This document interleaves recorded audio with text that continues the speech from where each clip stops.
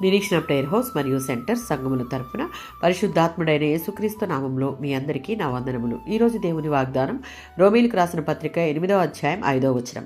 ఆత్మానుసారమైన మనస్సు జీవమును సమాధానమునై ఉన్నది. రోమీలకు రాసిన పత్రిక 8వ అధ్యాయం 5 నుంచి 14 వచనాలలో పౌలు గారు 2 రకాల ప్రజలను గురించి ఇక్కడ మాట్లాడుతున్నారు. శరీరాన్ని అనుసరించి జీవించేవారు, ఆత్మను అనుసరించి జీవించేవారు. శరీరమును అనుసరించి జీవించుట అనగా పాపాన్ని ఆశించడం, అందులో ఆనందించడం, మునిగిపోవడం. అలాంటి జీవితంలో వ్యభిచారం, అపవిత్రత, ద్వేషం, స్వార్థం, కోపం మొదలగునవి ఉన్నాయి. రెండవది ఆత్మను అనుసరించి జీవించుట అనగా పరిశుద్ధాత్మ ప్రసన్నతను వెదకడం, ఆత్మ నడిపింపుకు లోబడడం, దానిని చేయగల సామర్థ్యం కలిగి ఉండడం, దేవుని కార్యాలలో మనస్సును కేంద్రీకరించడం.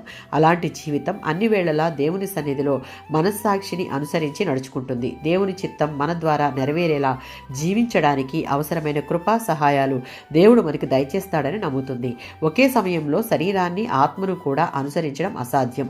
ఎవరైనా పరిశుద్ధాత్మ వలన పాపపు కోరికలను ఎదిరించక శరీరానుసారంగా జీవిస్తే అతడు దేవునికి శత్రువు అవుతాడు.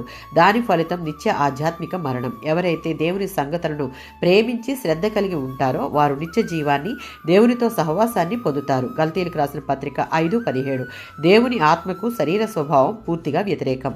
ఈ రెంటి కోరికలు, తలంపులు, గమ్యాలు, లక్షణాలు పూర్తిగా విభిన్నమైనవి. ఈ లోకంలో మన జీవితం ముగిసే వరకు అవి రెండు మనలో పరస్పర యుద్ధం చేసుకుంటూ ఉంటాయి.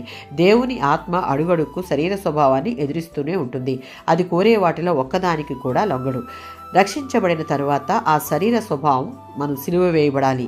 క్రీస్తులో మనం నూతన సృష్టిగా మార్చబడాలి. ఆత్మానుసారమైన మనస్సు గలవారంగా జన్మించింది మొదలు జీవితాంతం అదే స్థితిని కాపాడుకుంటే నిత్య జీవం మన సొంతం. ఆమేన్.